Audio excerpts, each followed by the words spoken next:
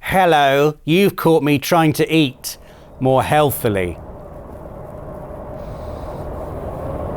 It's a challenge I put myself through every year because eating well is good, isn't it? You know, good for physical health, good for mental health, good for your insides, good for cognitive function, probably. The problem is biscuits. Especially when someone has just randomly arranged a plate of them on the arm of my chair. I mean, look at them, sitting there mocking me, looking all biscuity and delicious.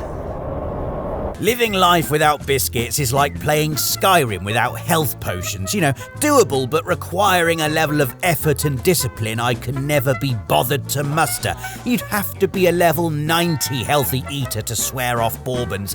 It's a bit like your everyday gamer, like me, trying to attempt a high difficulty in a game that's called something like "You will die all the time when playing this, so don't even try" mode, and being surprised it's quite hard.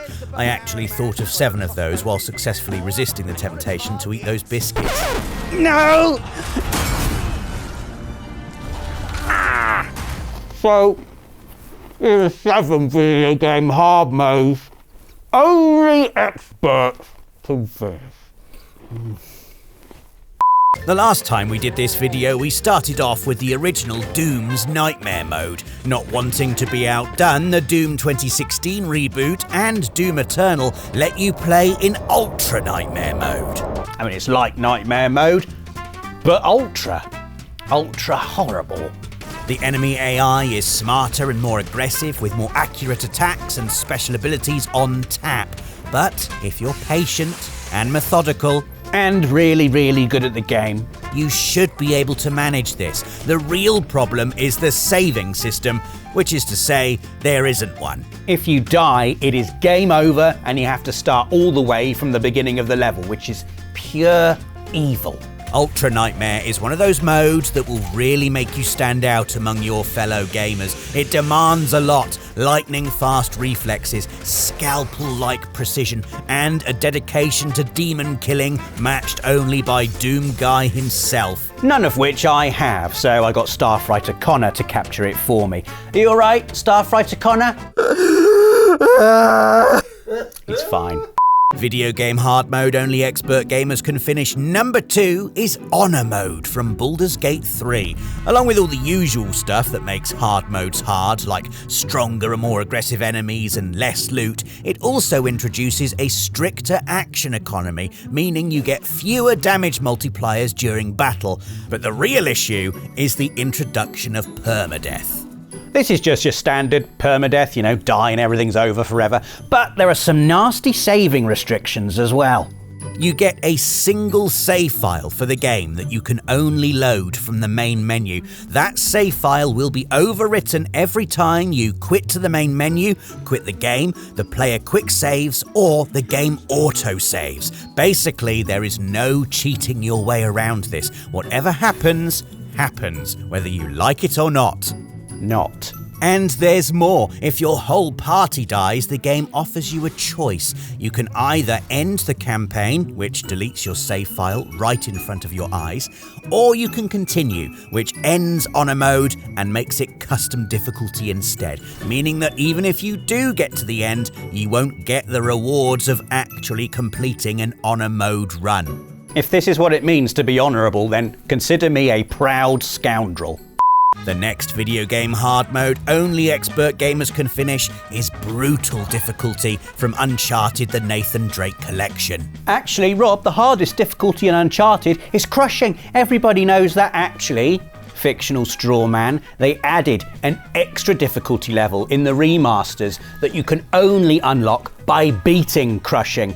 And I should know, because I have been told about it by Alex. This is even harder than crushing, a difficulty that already lived up to its name by crushing the spirit of anyone attempting it.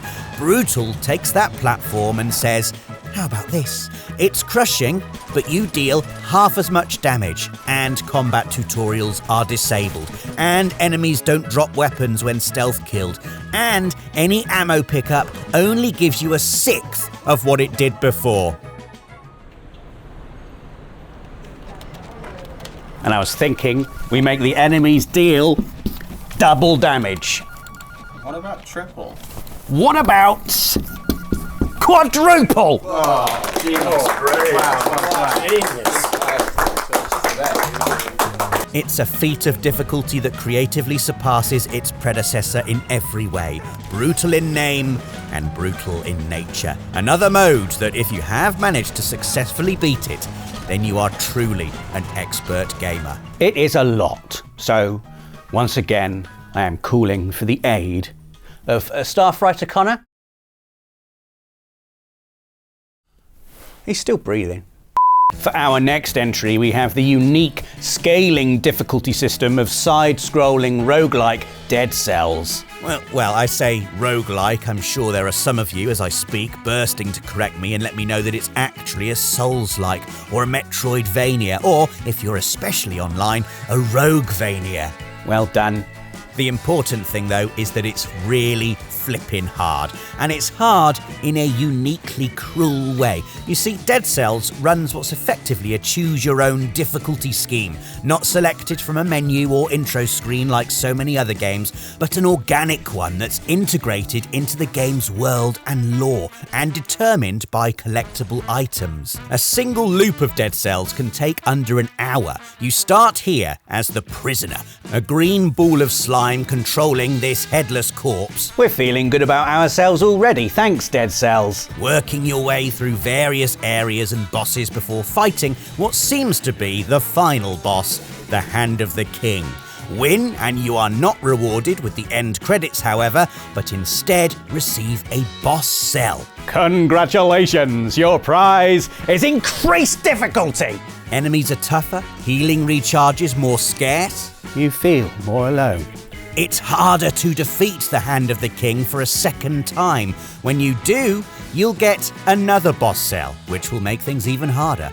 Then a third, making things harder still. A fourth, and if you get that far, a fifth. At this point, the game is full of nightmarish, super tough monsters. Health recharges are a distant memory, and the world is affected by a health depleting status called the malaise.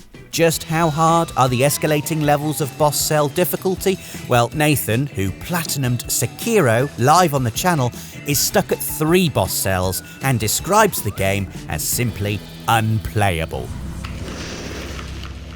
We're kind of cheating with our 5th entry on difficulty levels only expert gamers can finish because, of course, in Helldivers 2, the war and your patriotic duty to protect Super Earth is never truly done. So think of this instead as difficulty levels only expert gamers can survive. For more than a couple of minutes. Difficulty levels in Helldivers 2 are unlocked once you've finished operations at your current level, and, giving us a good indication of the game's attitude to difficulty in general, hard is just the 5th level of 10. The names get suitably more badass from that point onwards. Extreme, Suicide Mission. There are 3 more levels harder than Suicide Mission. Impossible, Helldive, and Super Helldive. Difficulty in an ever-changing, ever-updated game like Helldivers is a bit of a moving target, but the community has reached such a point of engagement and expertise that even dropping into Super Helldive with a squad of 3 randoms and no voice comms, a decent player can storm a level 10 difficulty operation without too much trouble. The keyword here being can, because what earns Helldivers 2 a spot on this list is the ever-present potential for things to go hilariously, hugely wrong. All it takes is 1 second for you to set yourself on fire, wipe your squad in a horrific FRV accident, get squashed by brushing up against an exosuit, burn horribly to death because someone used the napalm eagle strike on the same planet as you. I love democracy. I love Helldivers too. I don't love Super Helldive difficulty. The hard mode in our next entry, Final Fantasy VII Remake, is simply called hard mode. No frills, no clever wordplay, no rubbing your nose in the dirt. You know, they could have called it something like Strife mode, or AT beat your ass, or you'll never save her, stop trying difficulty. Nope, just hard mode, a simplicity of name that belies the wicked challenge underneath. Granted, you unlock this difficulty after finishing the game, so get to attack it New Game Plus style, with everyone at level 50 and all the best weapons and materia. But enemies are now way stronger, you cannot use items, and the real kicker, healing benches no longer restore your MP. Combined with the fact you can't use ethers, no items remember, and suddenly the crux of hard mode becomes trying to make it through each chapter while conserving as much MP as possible. To succeed here, you need to know the game inside out, perfect your materia setup for each boss fight, and strategically plan when and how to use your precious MP. The toughest moments are the boss rush during the Midgar escape, and also that boss from Chapter 9. Hell House. A rogue wave of a difficulty spike, even on normal difficulty. And on hard mode, Hell House is stronger, and it's brought Tomberries. A monster the sight of which is enough to make even a hardcore Final Fantasy fan's blood run cold. Only a true expert is finishing Final Fantasy VII Remake on hard. Our final entry is Hardcore mode in the original Kingdom Come Deliverance. Now, for the uninitiated, Kingdom Come Deliverance is a game where I died on normal mode after falling down a small hill, breaking my ankle, and then slowly bleeding out while pathetically limping back to the closest town. Normal mode.